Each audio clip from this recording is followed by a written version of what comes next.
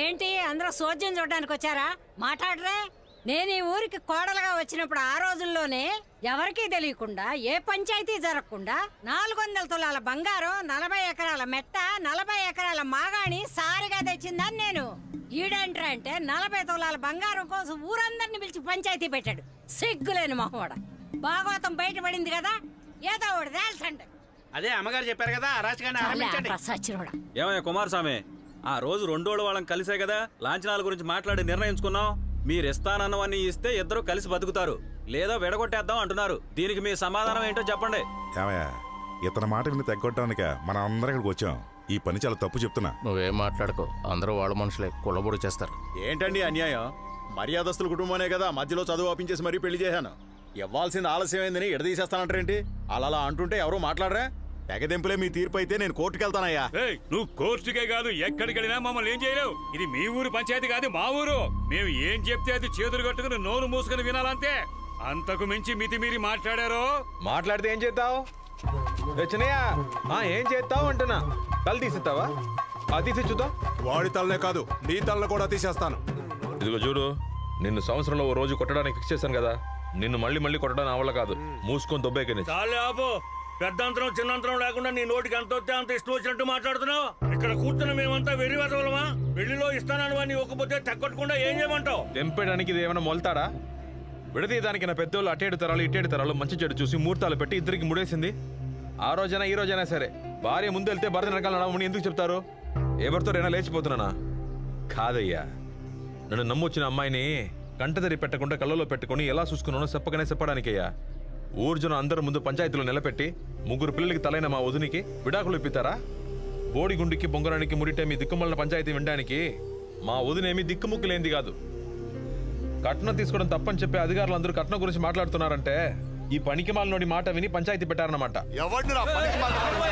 నీ గురించి అంటున్నానయ్యా, నీ ఒక్కడి గురించే చెప్తున్నాను. కాసెడ్డ కోతి వనమంతా సెరిచిందంటే ఇదే మరి. అరే రే, నిన్ను కోతితో కూడా పోల్చకూడదయ్యా. కోతి కూడా తన పిల్లల సంతోషం కోసం బతుకుతుంది, నువ్వు దాన్ని నాశనం చేయడానికే బతుకుతావు.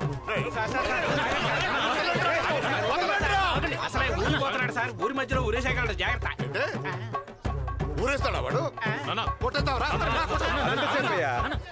మా అమ్మకి అత్తకి నువ్వు చేసిన ద్రోహానికి నీకెప్పుడో పాడేగట్టి పూడ్చి పాడేసేవాడిని. మా అన్నల కోసం నిన్ను ప్రాణాలతో వదిలేశాను. చూడనా, సిన్నోని నాతోనే చెప్పించుకోకు.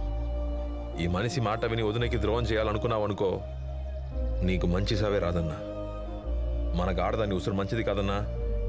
అది పెళ్ళం ఉసురు తగలడం అసలు మంచిది కాదు. నీ పిల్లల్ని రోడ్డు పాల్చేకన్నా తండ్రి మీద పగ తీర్చుకోవడం నాతోనే పోనీ. నీ పిల్లల్ని కూడా అలా తయారు చేయకు. మర్యాదగా పిల్లల్ని వదిని తీసుకెళ్లి సంతోషంగా ఉండు. ఏదో మన తల్లి పుణ్యమాన్ని నీకు ఉద్యోగం వచ్చింది. నీ తల్లి పుణ్యం వల్ల ఉద్యోగం వచ్చిందా? రే, నా పుణ్యం వల్ల ఉద్యోగం వచ్చింది. ఏంటది? నీ పుణ్యం వల్ల ఉద్యోగం వచ్చిందా? మావయ్య, ఏది ఒకసారి గుండెల మీద చేసుకుని చెప్పు.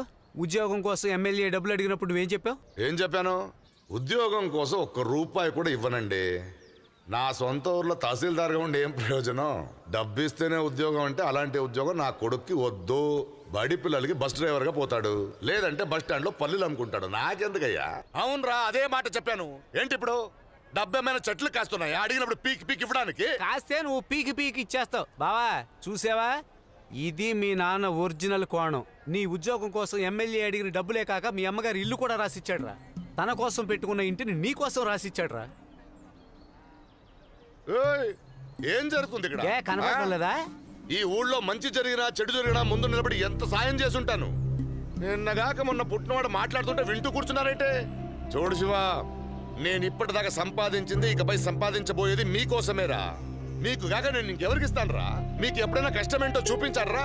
చూడు, ఇది నీ జీవితం. తప్పుడు వాళ్ళ మాట విని తప్పుడు నిర్ణయాలు తీసుకోకు. మీ నాన్న ఏం చేసినా మీ మంచి కోసమే చేస్తాను. ఏంటి బాబు శివా, మీ నాన్న ఎంతో గొప్ప మనిషి. అలాంటి ఆయన్ని బాధ పెట్టొచ్చా? నన్ను అడిగితే మీ నాన్న చెప్పింది అస్సలు తప్పు అనిపించట్లా. మీ మంచి చెడ్ల గురించి మీ నాన్నకే బాగా తెలుసు.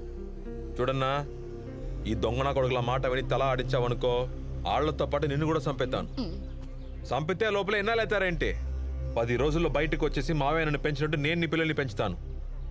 గుర్తెట్టుకో, ఎదురు ఆశించి బతికేవాడు మగాడు కాదు, ఎదిరించేవాడే మగాడు.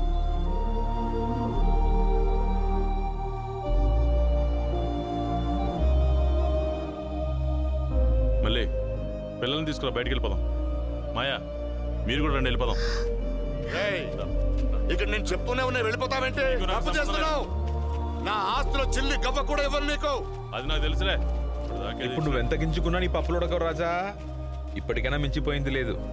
ఇక మీదైనా కాస్త మంచిగా బతుకు, లేదా ఏం చేస్తావురా? ఏం చేస్తావు నువ్వు? ఏం చేస్తావు? ఏం చేస్తావు చూసేదా?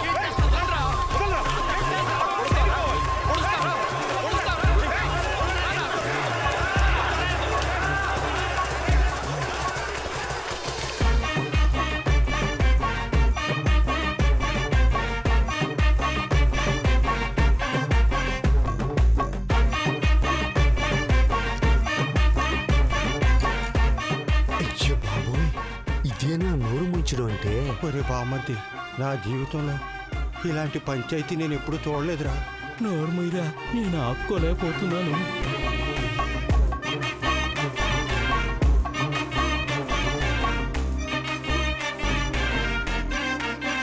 ఓ పెద్ద మనిషి, ప్యాకాట్ ఆడడానికి నీకు ఇంక వేరే చోటే దొరకలేదా? ఇక్కడికే వచ్చాడా?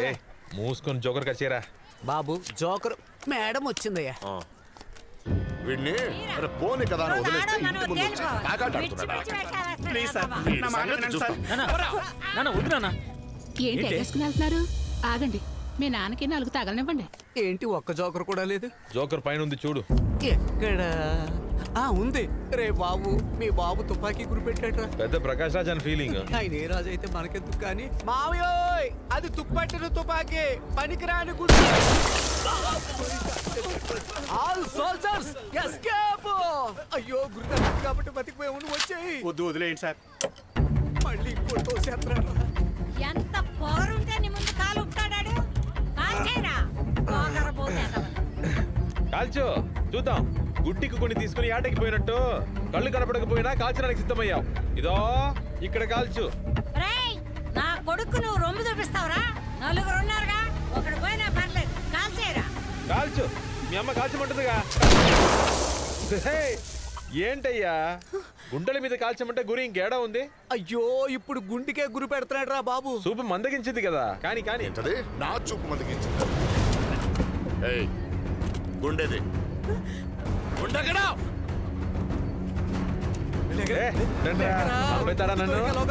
బెదిరిపడికి భయపెడతాను అనుకుంటున్నావా? మీరు ఆగండి. ఫిరంగి పేల్సా పట్టించుకోను, ఈ లమ్మకి గడికి భయపెడతానా? చంపేతాడంట.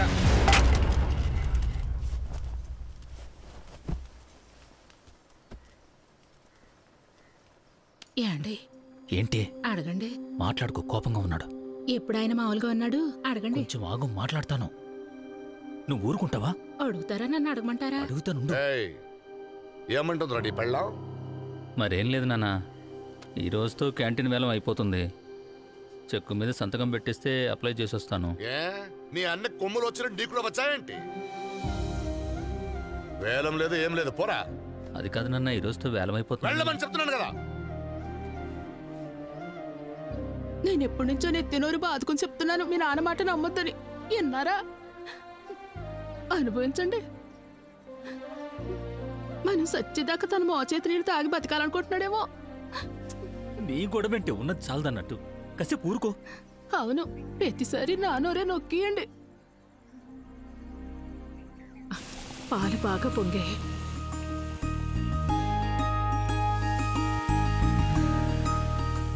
పిల్ల పాపలతో సంతోషంగా ఉంది. అంతా మీ చలవే పెదనాన్న.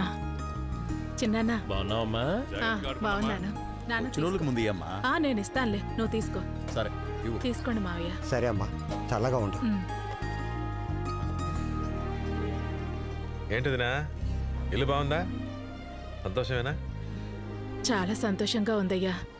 ఒక ఆడది గంజనీళ్లు తాగి బతికినా గౌరవంగా బతకాలనుకుంటుంది. నేను నా భర్త పిల్లలతో ఈ రోజు ఆనందంగా ఉన్నానంటే దానికి కారణం నువ్వేనయ్యా. నీ మేలు మర్చిపోలేను. నన్ను ఆశీర్వదించయ్యా. నువ్వు నన్ను ఆశీర్వదించమంటావేంటి? నీది కూడా మా అమ్మ పేరే. నాకు నీ ఆశీస్సులు కావాలి. అన్నా, ఇలా రానా, నన్ను ఆశీర్వదించండి. నీలాంటి మంచి మనసు ఉన్నాడు ఎప్పుడు బాగుంటాడు రా.